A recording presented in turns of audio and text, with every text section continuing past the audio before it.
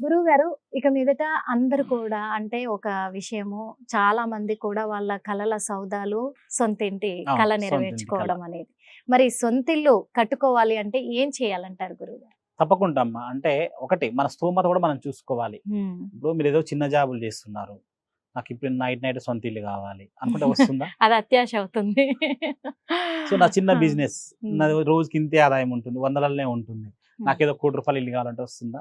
ఒకటి మనం ఆశపడేది కూడా మన భగవంతుని తెలవాలి. ఓకే. మన కోరిక ఏందో మన మనసుకు తెలవాలి. హ్మ్. నాకు ఇప్పుడిప్పుడే కావాలి, ఫలా ఎదురింటి వాళ్ళు కట్టుకున్నారు, వాళ్ళు కట్టుకొని వెళ్ళిపోయారు, నాకిప్పుడు సొంత ఇంటి కల కావాలంటే అలాంటి వాళ్ళకు నువ్వు ఎన్ని పూజలు చేసినా అసంభవం. అసంభవం. మన స్తోమత ఏంది, మనం ఓకే. ఎంతవరకు నడవగలుగుతాము, హ్మ్. ఇలాంటివి చూసుకోవాలి. కొంతమంది ఉంటారు. హ్మ్. కొంతమంది ఏంటంటే అమ్మ ఇల్లులు వెతుకుతూ ఉంటారు, వాళ్ళకి దొరకదు. అవును. సొంత ఇంటి కల వాళ్ళకు నెరవేరదు. అంటే 2 సంవత్సరాలు అవుతుంది అండి మాకు సొంత ఇంటి కల లేదు అని అంటారు. అవును. అసంటి వాళ్ళకు బాగా మనం ఈ చెప్పిన రెమెడీ పనికొస్తుంది. హ్మ్. అలాగే మనకు ఏందంటే ఇవన్నీ ఏం చేస్తూ చూసినా కూడా అక్కడ కూడా కొంచెం వాళ్ళకి సెట్ అవ్వదు. అవును. కొన్ని ఏం చేస్తారంటే ఇల్లు సగం కట్టి ఆపేస్తారు. అవును. ఆపేసి అది 1 ఇయర్స్ 2 ఇయర్స్ అవుతుంది. సరిగా వర్కర్స్ రాక, ప్లస్ మనకు ఆర్థిక సొంత లోన్లు రాక కొంతమంది వీళ్ళుంటారు. ఇలాంటి వాళ్ళకు మనం చెప్పిన రెమెడీ కంపల్సరీగా ఈ రెమెడీ చేసుకున్న వాళ్ళకి మాత్రం 100% మీ కల ఓకే. నెరవేరుతుంది. ఎలాంటి రెమెడీ అంటారు? ఒకటమ్మా, ప్రతిరోజు కూడా మణిదీప వర్ణ అని ఉంటుంది. అవును. మణిదీప వర్ణ నిత్యం పఠించండి. హుహు. మీకు ఇంటిలో ఎలాంటి ఆటంకాలు ఉన్నా కూడా ఇల్లు మంచిగా సాఫీగా సాగిపోతుంది. హ్మ్. లేదా ఒక మంత్రం చెప్తాను, మీరు నిత్యం కూడా ఈ మంత్రం జపిస్తూ ఉండండి. చింతామణి గృహంతస్థ శ్రీమన్నగర నాయక, చింతామణి గృహంతస్థ శ్రీమన్ నగర నాయక, నగర నాయక.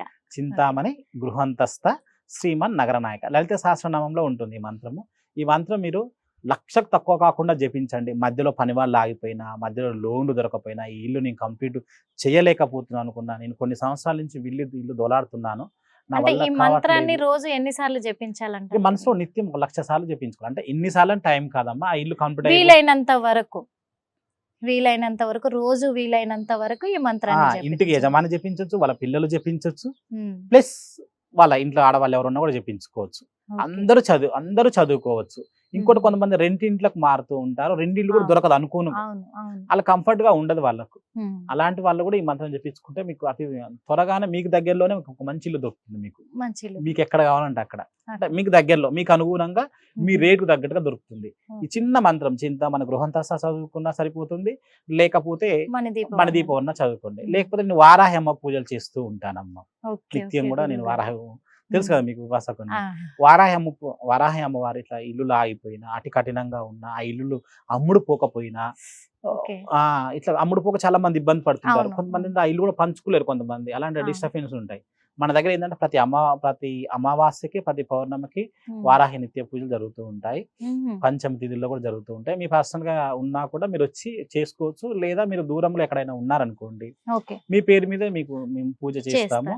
మీకు లైవ్ కాల్లో కూడా చూపిస్తాము. ఓకే. ఓకే. బావుంది గురువుగారు. ఎందుకంటే చాలా మంది కూడా కొంతమంది ఇప్పుడు బిజీగా ఉండిపోయి ఆడదాకా రాలేకపోతున్నాం గురువుగారు. మాకేంటి రెమెడీస్ షార్ట్ టైమ్ కోసం అందరూ ఇప్పుడు అలవాటు పడిపోయారు గురువుగారు. అవును. అందుకు ఇలాంటి రెమెడీస్ ఉన్నాయి అనిపిస్తుంది. ఇంకో బాగా చెప్పారు. ఎందుకంటే గురువుగారు సొంత ఇల్లు కల నెరవేరాలి అనుకుంటున్నారు. కానీ చాలా మంది పూజారులు ఈ పూజ చేయండి మీరు ఖచ్చితంగా సొంత ఇల్లు కట్టుకుంటారు.